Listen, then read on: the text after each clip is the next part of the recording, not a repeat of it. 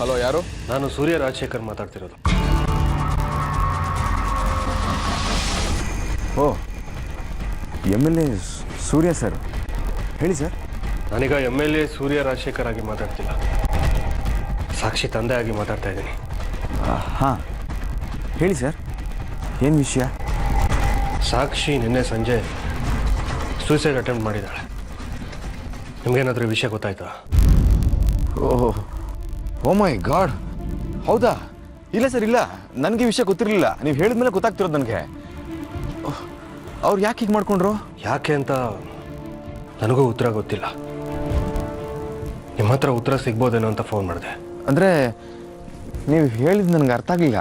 ಸಾಕ್ಷಿ suicide attempt ಮಾಡೋಕ್ಕಿಂತ ಮುಂಚೆ ನಿಮ್ಮನ್ನು ಮೀಟ್ ಮಾಡೋಕ್ಕೆ ಬಂದಿದ್ಲು ಅಂತ ಆರ್ತಿ ಅವರು ನನ್ನ ಹತ್ರ ಹೇಳಿದರು.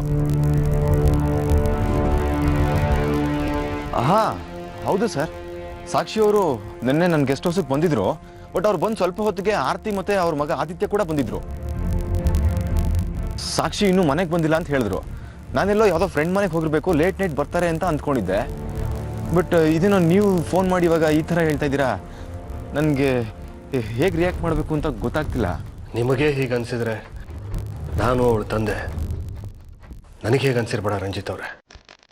Yes sir, I can understand. But ನನಗೆ ಏನು ಹೇಳಬೇಕು ಅಂತ ಗೊತ್ತಾಗ್ತಿಲ್ಲ. ನೀವು ಸ್ವಲ್ಪ ಕೋಆಪ್ರೇಟ್ ಮಾಡಿದ್ರೆ ಯಾಕೆ ಹೀಗಾಯಿತು ಅಂತ ಉತ್ತರ ಹುಡುಕ್ಬೋದು ರಂಜಿತ್ ಅವರೇ. ಬೈ ಆಲ್ ಮೀನ್ಸ್ ಸರ್, ನೀವು ಕೇಳಿ ನನ್ನ ಕಡೆಯಿಂದ ಯಾವ ಥರದ ಕೋಆಪ್ರೇಷನ್ ಬೇಕು ಅಂತ ನಾನು ಮಾಡ್ತೀನಿ. Thank you.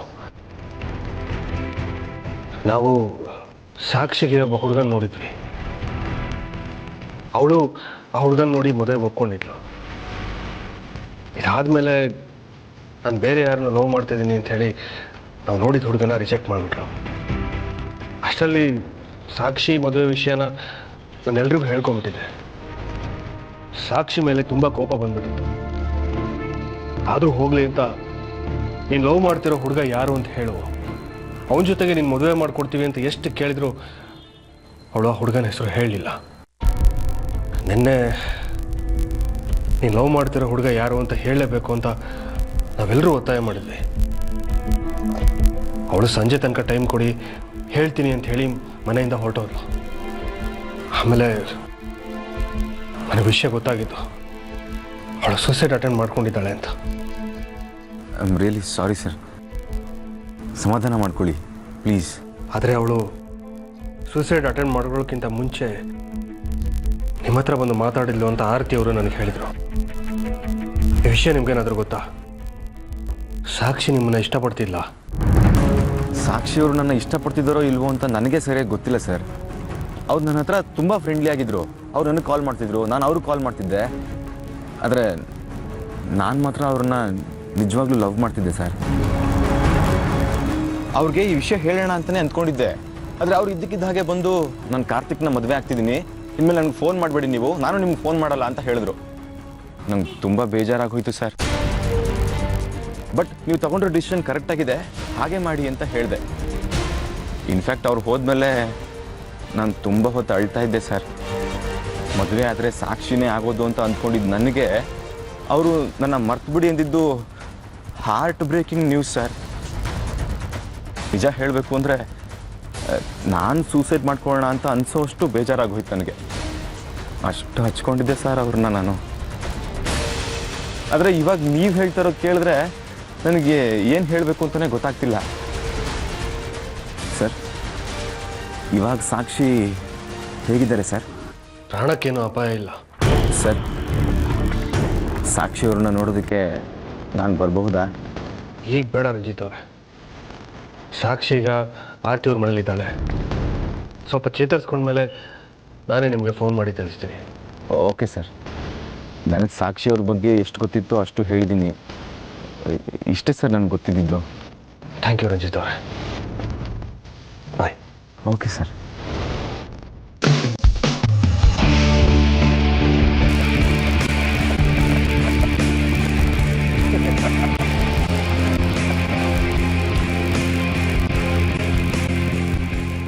ಇವಾಗ ನಾನು ಹೇಳಿದ್ದನ್ನ ಆ ಸೂರ್ಯ ನಂಬಿರ್ತಾನೆ. ಅವ್ನು ನಂಬಿದ್ರೆ ಮಾತ್ರ ನಾನು ಬಚಾವು. ಇಲ್ಲದಿದ್ರೆ ಎಲ್ರಿಗೂ ನನ್ನ ಬಗ್ಗೆ ಡೌಟ್ ಬಂದ್ಬಿಡುತ್ತೆ. ಮೊದಲೇ ನನ್ನ ಮಗ ಆರ್ಯನ್ಗೆ ನಾನು ಕಂಡ್ರೇ ಆಗಲ್ಲ. ಅವನ ಕೈಗೆ ಏನಾದರೂ ನಾನು ಸಿಕ್ಕಾಕೊಂಡ್ಬಿಟ್ರೆ ನನ್ನ ಕತೆ ಮುಗಿಸ್ಬಿಡ್ತಾನೆ. ಅಪ್ಪ ದೇವ್ರೆ, ನಾನು ಹೇಳಿದ್ದನ್ನ ಸೂರ್ಯ ಮತ್ತು ಅವನ ಮನೆಯವರು ನಂಬು ಹಾಗೆ ಮಾಡಪ್ಪ ಪ್ಲೀಸ್.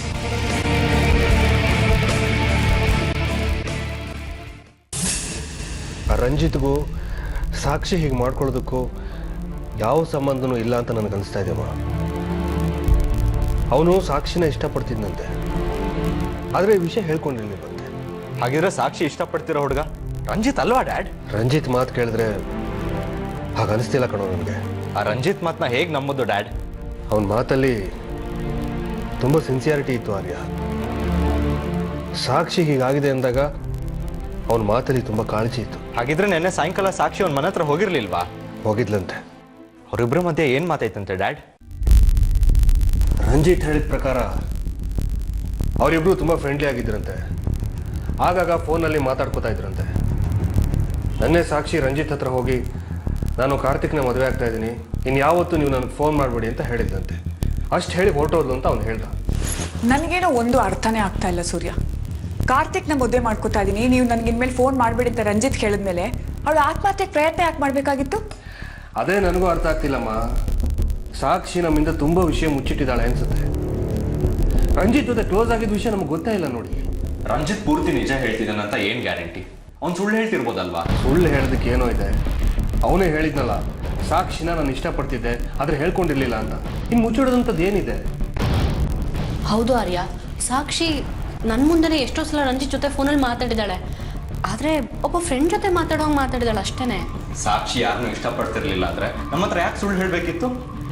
ಅದು ಬೇರೆ ನನ್ನ ಮೇಲೆ ಆಣೆ ಮಾಡಿ ಹೇಳಿದ್ರು ಡ್ಯಾಡ್. ಅವಳು ಆತ್ಮಹತ್ಯೆಗೆ ಪ್ರಯತ್ನ ಮಾಡಿದ್ಲು ಅಂದರೆ ಅವಳ ಮನಸ್ಸಿಗೆ ತುಂಬ ನೋವಾಗಿರೋಂಥದ್ದೇನೋ ಆಗಿರ್ಬೋದು. ನನಗನ್ಸೋ ಪ್ರಕಾರ ಅವಳು ಯಾರನ್ನು ಲವ್ ಮಾಡ್ತಿರ್ಲಿಲ್ಲ ಅನ್ಸುತ್ತಮ್ಮ. ಹಾಗೇನಾದರೂ ಇದ್ದಿದ್ರೆ ಆರತಿ ಅವ್ರಿಗೆ ವಿಷಯ ಹೇಳಿರೋಳು. ಅವ್ರಿಗೂ ಈ ವಿಷಯ ಗೊತ್ತಿಲ್ಲ ಅಂದರೆ ಮದುವೆನ ಅವಾಯ್ಡ್ ಮಾಡೋದಕ್ಕೆ ಈ ರೀತಿ ಮಾಡಿದಾಳೆ ಅನ್ಸುತ್ತೆ. ಮತ್ತೆ ನಿನ್ನೆ ರಾತ್ರಿ ಆರ್ತಿ ಅಮ್ಮ ರಂಜಿತ್ ಗೆಸ್ಟ್ ಹೌಸ್ಗೆ ಹೋಗಿ ಬಂದ್ಮೇಲೆ ಫೋನ್ ಮಾಡಿದ್ರಲ್ಲ ಡ್ಯಾಡ್, ಆಗ ಸಾಕ್ಷಿ ರಂಜಿತ್ ಒಬ್ರನ್ನೊಬ್ರು ಪ್ರೀತಿಸ್ತಿದ್ದಾರೆ ಅಂತ ಹೇಳಿರ್ಬೇಕಲ್ವಾ? ಅವಳು ತುಂಬ confuse ಆಗಿದ್ಲು Arya.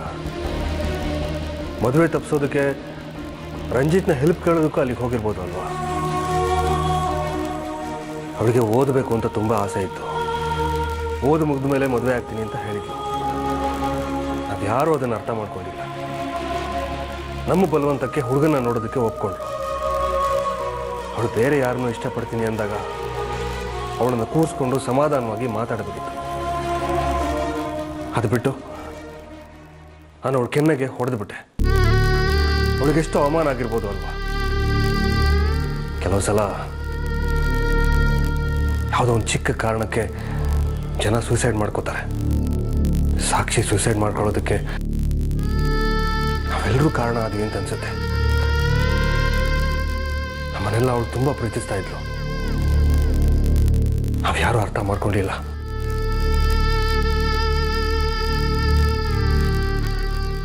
Sorry dad, please ಸಮಾಧಾನ ಮಾಡ್ಕೊಳ್ಳಿ.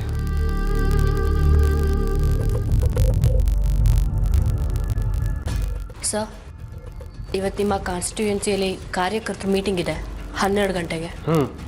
ಗೊತ್ತಿದೆ. ನಾನು ಡೈರೆಕ್ಟಾಗಿ ಅಲ್ಲಿ ಬಂದ್ಬಿಡ್ತೀನಿ. ನಾನು ನಿಮ್ಮ ಜೊತೆ ಬರ್ತೀನಿ. ಬೇಡ, ನೀನು ಆಮೇಲೆ ಅಲ್ಲಿಗೆ ಬಂದ್ಬಿಡು. ನಾನು ಬೇರೆ ಕಡೆ ಹೋಗಬೇಕು. ಕೆಲಸ ಮುಗಿಸ್ಕೊಂಡು ಆಮೇಲೆ ಬರ್ತೀನಿ. ಎಲ್ಲಿಗೆ ಹೋಗ್ತಿದ್ದೀರಾ ಅಂತ ಕೇಳ್ಬೋದಾ ಸರ್? ನಾನು ಸಾಕ್ಷಿ ನೋಡೋದಕ್ಕೆ ಆರತಿ ಅವ್ರ ಮನೆಗೆ ಹೋಗ್ತಾ ಇದ್ದೀನಿ. ಸಾಕ್ಷಿ ನೋಡೋಕ್ಕಾದ್ರೆ ನಾನು ಬರ್ತೀನಿ ಸರ್. ಬೇಡ, ನನಗೆ ಪರ್ಸ್ನಲಾಗಿ ಮಾತಾಡೋದಿದೆ. ನೀನು ಬಂದರೆ ಮಾತಾಡೋಕ್ಕಾಗಲ್ಲ.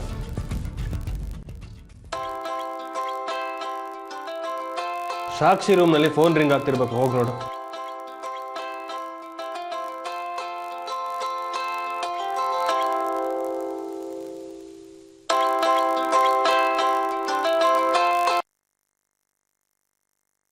ಹಲೋ ಹಲೋ ಸಾಕ್ಷಿ, ತುಂಬ ಥ್ಯಾಂಕ್ಸ್ ನನ್ನ ವಿಷಯ ನೀನು ಯಾರ ಹತ್ರನೂ ಹೇಳ್ದೆ ಇರೋದಕ್ಕೆ. ನಾನು ನಿನ್ನ ಹತ್ರ ಆ ಥರ ಯಾಕೆ ನಡ್ಕೊಂಡೆ ಅಂತ ಕಾರಣ ನಿನಗೆ ಗೊತ್ತಾಗಿದೆ ಅಂತ ಅಂದ್ಕೊಂಡಿದ್ದೀನಿ. ನೋಡು, ನಿನಗೆ ಹರ್ಟ್ ಆಗಲಿ ಅಂತನೋ ಅಥವಾ ನಿಂಗೆ ಅವಮಾನ ಮಾಡಬೇಕು ಅಂತನೋ ಆ ಥರ ಮಾಡಲಿಲ್ಲ ನಾನು. ನೀನೆಲ್ಲ ನನ್ನ ಕೈ ತಪ್ಪು ಹೋಗ್ಬಿಡ್ತೀವಿ ಅನ್ನೋ ಗಾಬರಿಲಿ ಆ ಥರ ಎಲ್ಲ ಮಾಡಿಬಿಟ್ಟೆ. ಪ್ಲೀಸ್ ಸಾಕ್ಷಿ, ಯಾವುದೋ ಮನಸ್ಸು ಇಟ್ಕೋಬೇಡ. ಐ ಲವ್ ಯು ಸಾಕ್ಷಿ. ನೀನು ಇಲ್ಲದೆ ನನ್ನ ಲೈಫ್ನ ಕಲ್ಪಿಸ್ಕೊಳ್ಳೋದಕ್ಕೂ ಕಷ್ಟ ಆಗ್ತಿದೆ ನನಗೆ. ನೋಡು ಪ್ಲೀಸ್ ನೀನು ಅದೇನಾಯ್ತು ಅಂದರೆ ನೀನು ಈ ಥರ ಸೂಸೈಡ್ ಮಾಡ್ಕೊಳಕ್ಕೆ ಹೋದೆ ಅಂತ ನಿಮ್ಮ ತಂದೆ ಫೋನ್ ಮಾಡಿ ಹೇಳಿದಾಗಲೇ ನಂಗೆ ಗೊತ್ತಾಗಿದ್ದು. ನಾನು ಎಷ್ಟು ಗಾಬರಿ ಆಗ್ಬಿಟ್ಟೆ ಗೊತ್ತಾ. ಈ ಥರ ಆಗಿದ್ದನ್ನ ನೀನು ಯಾರ ಹತ್ರನೂ ಹೇಳಲ್ಲ ಅಂತ ಅಂದ್ಕೊಂಡಿದ್ದೀನಿ. ಪ್ಲೀಸ್ ಸಾಕ್ಷಿ, ಯಾರಿಗೂ ಹೇಳಕ್ಕೆ ಹೋಗ್ಬೇಡ. ಹಲೋ ರಂಜಿತ್, ನಾನು ಅರ್ಪಿತಾ ಮಾತಾಡ್ತಿದ್ದೀನಿ. ನೀವಾ? ನಾನು ಸಾಕ್ಷಿ ಅಂದ್ಕೊಂಡೆ. ಪ್ಲೀಸ್ ನಾನು ಹೇಳೋವರೆಗೂ ನೀವು ಈ ಫೋನಿಗೆ ಕಾಲ್ ಮಾಡಿಬಿಡಿ. ಸಾಕ್ಷಿ ಇವಾಗ ಮನೇಲಿಲ್ಲ, ಅವ್ರ ಅಮ್ಮನ ಮನೇಲಿದ್ದಾಳೆ. ಓ ಓಕೆ ಓಕೆ, ಸಾರಿ.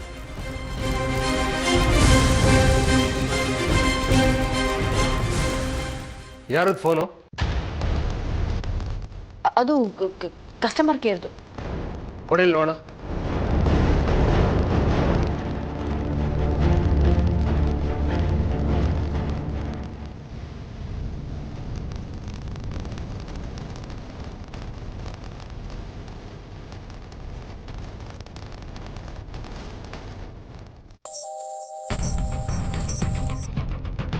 ಸರ್ ಹೇಳಿ ಸರ್. ಹಾಂ 11:30 ಬಂದ್ಬಿಡ್ತೀನಿ ಸರ್. ಆ ಫೈಲ್ನೆಲ್ಲ ಚೆಕ್ ಮಾಡ್ತಾ ಇದ್ದೀನಿ. ಒಂದು ನಿಮಿಷ ಸರ್, 11:30 ಅಷ್ಟೊತ್ತಿಗೆ ಬಂದ್ಬಿಡ್ತೀನಿ. ಹಾಂ ಹಾಂ ಹೇಳಿ ಸರ್. ಹಾಂ ಶ್ಯೂರ್ ಸರ್.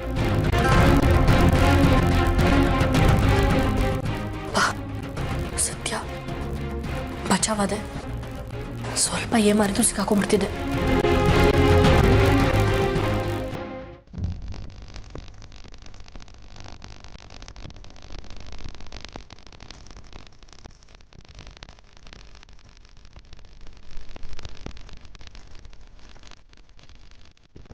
ಪುಟ್ಟ ಮಗು ಮಲಗ್ದಾಗ ಕಾಣಿಸ್ತಾ ಇದೆ ನಿನ್ನ ಮುಖ. ಆದಿತ್ಯನ ಜೊತೆ ಆಟ ಆಡ್ತಿದ್ದ ಸಣ್ಣ ಸಾಕ್ಷಿದೆ ನೆನಪಾಗ್ತಾ ಇದೆ. ಯಾಕೆ ಈ ರೀತಿ ಎಲ್ಲ ಮಾಡ್ಕೊಳಕ್ ಹೋದೆ? ಆತ್ಮಹತ್ಯೆ ಮಾಡ್ಕೊಳ್ಳೋಂಥದ್ದು ಏನೇ ಆಗಿತ್ತು ನಿನಗೆ?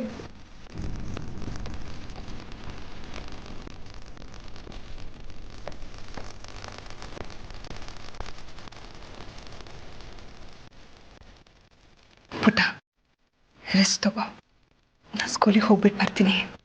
ಓಕೆ?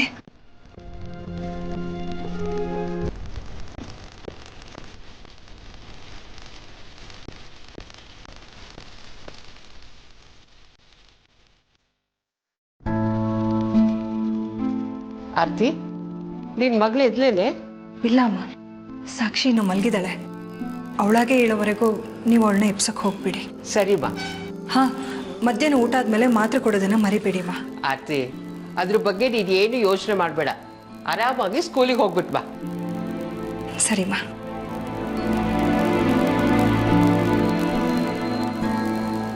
ಅದೇ ನಾನು ಸ್ಕೂಲಿಗೆ ಡ್ರಾಪ್ ಮಾಡ್ತೀಯೋ ಅಥವಾ ನಾನು ಆಟೋದಲ್ಲಿ ಹೋಗ್ಲು? ಸರಿ, ಗಾಡಿ ತೆಗಿರ್ತೀನಿ ಬಾ. ಶೋಭಾ, ನಾ ಬರೋವರೆಗೂ ಸಾಕ್ಷಿ ನಿನ್ನ ಜವಾಬ್ದಾರಿ.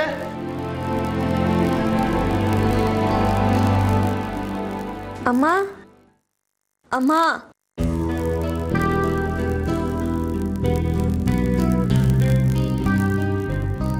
ಸಾಕ್ಷಿ, ರಾತ್ರಿ ನಿದ್ದೆ ಚೆನ್ನಾಗಿ ಬಂತ ಪುಟ್ಟ? ಎಲ್ಲಿಗೆ ಹೊರಟ್ರೆ ನೀವು? ಸ್ಕೂಲಿಗೆ ಕಣೆ. ಸ್ಕೂಲ್ಗ?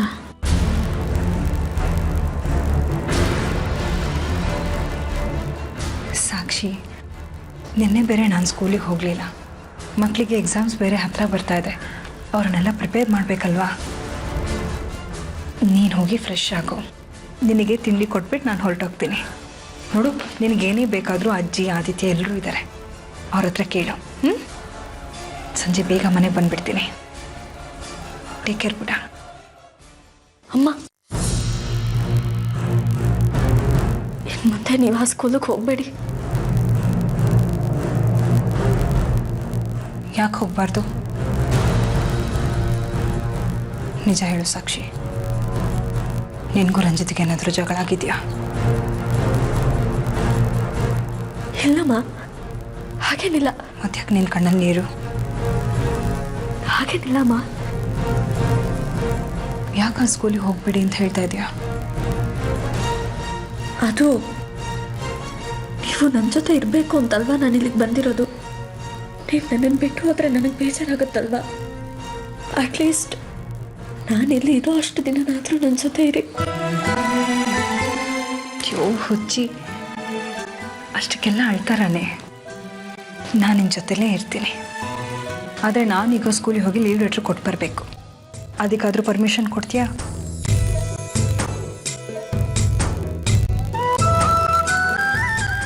ನೀನು ಯಾಕೆ ಹೀಗೆ ಮಾಡಿಕೊಂಡೆ ಅಂತ ನಾನು ನಿನ್ನ ಬಲವಂತ ಮಾಡಿ ಕೇಳಲ್ಲ ಸಾಕ್ಷಿ.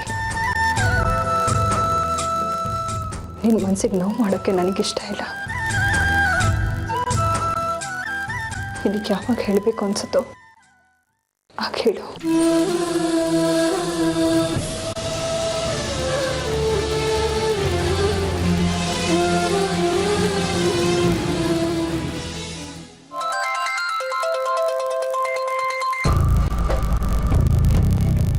ನಮಸ್ಕಾರ ಆರ್ಯ. ನಮಸ್ಕಾರ ಸರ್. ನಿಮ್ಮ ಅಕ್ಕ ಸಾಕ್ಷಿ ಸೂಸೈಡ್ ಮಾಡ್ಕೊಳಕ್ಕೆ ಹೋಗಿದ್ರಂತೆ. ಹವಿಷಿ ನಾವು ಈಗ ಪರವಾಗಿಲ್ಲ ಸರ್, ಸ್ಲೋ ಆಗಿ ರಿಕವರ್ ಆಗ್ತಿದ್ದಾಳೆ. ನಿಮ್ಮ ತಂದೆ ಮೊನ್ನೆ ಫೋನ್ ಮಾಡಿದ್ರು, ಸಾಕ್ಷಿ ಗಂಡು ಗೊತ್ತಾಗಿದೆ, ಇಷ್ಟರಲ್ಲೇ ಮದುವೆ ಫಿಕ್ಸ್ ಆಗುತ್ತೆ, ಅವಳು ಒಪ್ಕೊಂಡಿದ್ದಾಳೆ ಅಂತ ಹೇಳಿದ್ರು. ಈಗ ನೋಡಿದ್ರೆ ಹೀಗಾಗ್ಬಿಟ್ಟಿದೆ ಅಲ್ಲ. ಹ್ಞೂ ಸರ್, ನಮಗೂ ಅದೇ ಶಾಕ್ ಆಗಿರೋದು. ನಾನು ನೋಡಿದ ಹಾಗೆ ಸಾಕ್ಷಿ ತುಂಬ ಒಳ್ಳೆ ಹುಡುಗಿ, ತುಂಬನೇ ನಗ್ನಗ್ತಾ ಇರೋ ಹುಡುಗಿ ಅಲ್ಲ. ಹೀಗೆ ಮದುವೆಗೆ ಒಪ್ಕೊಂಡ್ಬಿಟ್ಟು ಈ ಥರ ಯಾಕೆ ಮಾಡ್ಕೊಂಡ್ರು ಅವಳು? ಏನಾಗಿತ್ತು ಅವಳಿಗೆ? ಅದೇ ಸರ್, ನಮಗೂ ಏನು ಅರ್ಥನೇ ಆಗ್ತಿಲ್ಲ. ಮನೆಯವರೆಲ್ಲರೂ ಈ ವಿಷಯದ ಬಗ್ಗೆ ಸಾಕ್ಷಿನ ಕೇಳಿದ್ರೆ ಅವಳು ಬಾಯೇ ಬಿಡ್ತಿಲ್ಲ. ನಾನು ಎಷ್ಟೋ ರೀತಿ ಕೇಳಕ್ಕೆ ಟ್ರೈ ಮಾಡಿದೆ, ಬಟ್ ಎಲ್ಲಿ ಡಿಸ್ಟರ್ಬ್ ಆಗ್ತಾಳು ಅಂತ ನಾವು ಸುಮ್ಮನೆ ಆಗಿಬಿಟ್ವಿ. ಕರೆಕ್ಟ್. ಇದು ತುಂಬ ಸೆನ್ಸಿಟಿವ್ ಆದ ವಿಷಯ. ಇದನ್ನು ತುಂಬ ಕೇರ್ಫುಲ್ಲಾಗಿ ಹ್ಯಾಂಡಲ್ ಮಾಡಬೇಕು. ಆರ್ಯ, ನಿಮ್ಮ ಅಕ್ಕ ಸಾಕ್ಷಿ ಮೇಲೆ ಈ ಹಿಂದೆ ಒಮ್ಮೆ ಆಸಿಡ್ ಅಟ್ಯಾಕ್ ಆಗಿತ್ತಲ್ವಾ? ಹೌದು ಸರ್, ಬಂಡೆರಾಮ ಅನ್ನೋನು ಆಸಿಡ್ ಹಾಕಕ್ಕೆ ಟ್ರೈ ಮಾಡಿದ್ದ. ಅಷ್ಟರಲ್ಲೇ ನಮ್ಮ ಅಣ್ಣ ಆದಿತ್ಯ ಸಾಕ್ಷಿನ ಸೇವ್ ಮಾಡ್ದ. ಆರ್ಯ, ನಿಮಗೂ ನಿಮ್ಮ ತಂದೆಗೂ ಸೊಸೈಟಿಲಿ ತುಂಬ ಒಳ್ಳೆ ಹೆಸರಿದೆ. ಅಷ್ಟೇ ಜನ ಶತ್ರುಗಳು ಇದ್ದಾರೆ. ನಿಮಗೆ ಡೈರೆಕ್ಟಾಗಿ ತೊಂದರೆ ಕೊಡೋಕ್ಕಾಗದೆ ನಿಮ್ಮ ಸಿಸ್ಟರಿಗೆ ತೊಂದರೆ ಕೊಟ್ಟು ನಿಮ್ಮನ್ನು ಬ್ಲ್ಯಾಕ್ಮೇಲ್ ಮಾಡ್ತಿರ್ಬೋದಾ? ಹೇಳೋಕ್ಕಾಗಲ್ಲ ಸರ್, ಆ ಚಾನ್ಸು ಇರ್ಬೋದು. ಆದರೆ ನಮ್ಮನೇಲಿ ಲವ್ ಫೇಲಿಯರ ಕಾರಣ ಅಂತ ಅಂದ್ಕೊಂಡಿದ್ದೀವಿ. ಓ, ಐ ಸಿ. ನಿಮ್ಮ ಸಿಸ್ಟರ್ ಯಾರನ್ನಾದ್ರೂ ಲವ್ ಮಾಡ್ತಾಯಿದ್ರಾ? ಹ್ಞೂ ಸರ್, ನಾವು ತೋರಿಸಿದ ಹುಡುಗನ ಒಪ್ಕೊಂಡ್ಮೇಲೆ ಅವಳು ಬೇರೆ ಯಾರನ್ನೋ ಲವ್ ಮಾಡ್ತಿದ್ದೀನಿ ಅಂತ ಹೇಳಿದ್ಲು. ಹೌದಾ? Very strange. ಮತ್ತೆ ಆ ಹುಡುಗನ ಯಾಕೆ ಒಪ್ಕೊಳಕ್ಕೆ ಹೋದ್ರು? ಅದೇ ಗೊತ್ತಾಗ್ತಿಲ್ಲ ಸರ್, ಸ್ವಲ್ಪ ಕಾಂಪ್ಲಿಕೇಟೆಡ್ ಆಗಿದೆ ವಿಷಯ. ಈ ಏಜಿನ ಹೆಣ್ಮಕ್ಳು ಇಂಥದ್ದೊಂದು ನಿರ್ಧಾರ ತಗೋತಾರೆ ಅಂದರೆ ಅದರ ಹಿಂದೆ ಈ ಲವ್ ವಿಷಯ ಇರೋ ಸಾಧ್ಯತೆಗಳು ತುಂಬಾ ಇರುತ್ತೆ. ಆರ್ಯ, ಯಾವುದಕ್ಕೂ ನಿಮ್ಮ ಅಕ್ಕನ ತುಂಬ ಕೇರ್ಫುಲ್ ಆಗಿ ನೋಡ್ಕೊಳ್ಳಿ. ನನ್ನಿಂದ ಯಾವುದೇ ರೀತಿ ಸಹಾಯ ಬೇಕಾದರೂ ಕೇಳಿ. Don't hesitate. Okay? Sure sir, thanks. Arya, ಇನ್ನೊಂದು ವಿಷಯ. ನಿಮ್ಮೇಲೆ ಅಟ್ಯಾಕ್ ಮಾಡಿದ ವೆಹಿಕಲ್ನ ಇನ್ಸ್ಪೆಕ್ಟರ್ ರವಿಕುಮಾರ್ ಮತ್ತು ಟೀಮು ಟ್ರೇಸ್ ಔಟ್ ಮಾಡಿದ್ದಾರೆ. ಹೌದಾ ಸರ್? ಆ ವೆಹಿಕಲ್ ಯಾರ್ದು ಅಂತ ಗೊತ್ತಾಯ್ತಾ? ಸ್ಮಾರ್ಟ್ ಸ್ಕೂಲ್ ಟ್ರಸ್ಟಿ ರಂಜಿತ್ ಅವರದ್ದು. ರಂಜಿತ್?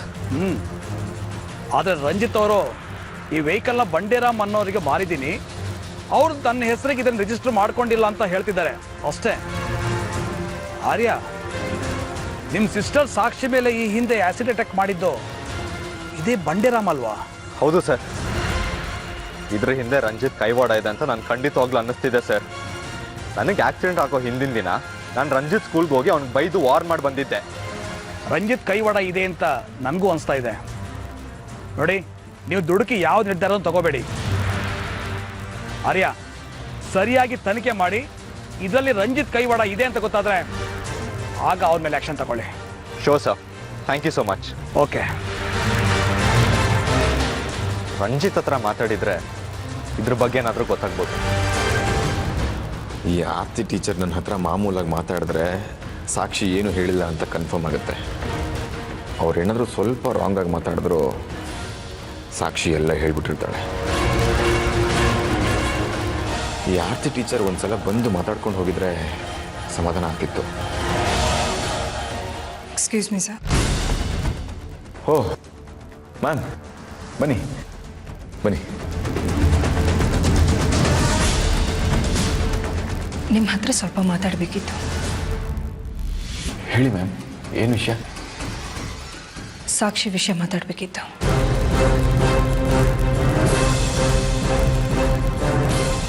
ಸಾಕ್ಷಿ ವಿಷಯನಾ? ಏನು ಮೊನ್ನೆ ಸಂಜೆ ಸಾಕ್ಷಿ ನಿಮ್ಮ ಹತ್ರ ಮಾತಾಡ್ಕೊಂಡು ಹೋದ್ಮೇಲೆ ಸೂಸೈಡ್ ಅಟೆಂಪ್ಟ್ ಮಾಡ್ಕೊಂಡಿದ್ದಾಳೆ.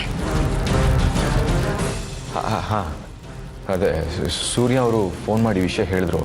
ನಂಗೆ ತುಂಬ ಶಾಕ್ ಆಗೋಯ್ತು ಮೇಡಮ್.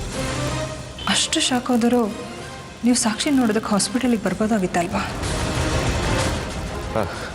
ಅದು ಮೇಡಮ್, ಅದು ಸಾಕ್ಷಿ ಡಿಸ್ಚಾರ್ಜ್ ಆಗಿ ಮನೆಗೆ ಹೋದ್ಮೇಲೆ ಸೂರ್ಯ ಅವ್ರು ನನಗೆ ಫೋನ್ ಮಾಡಿದ್ರು. ಯಾಕಂತೆ ಮೇಡಮ್ ಸಾಕ್ಷಿಯವರು ಹಾಗೆ ಮಾಡ್ಕೊಂಡಿದ್ದು? ಅದನ್ನು ನೀವೇ ಹೇಳಬೇಕು ಸರ್. ನಾನೇನು ಹೇಳಿ ಮೇಡಮ್? ನಾನು ಅವತ್ತೇ ಹೇಳಿದ್ನಲ್ಲ ಮೇಡಮ್ ಏನಾಯಿತು ಅಂತ. ಸಾಕ್ಷಿ ಮನೇಲಿ ಅವಳ ಮದುವೆ ತಯಾರಿ ನಡೀತಾ ಇತ್ತು.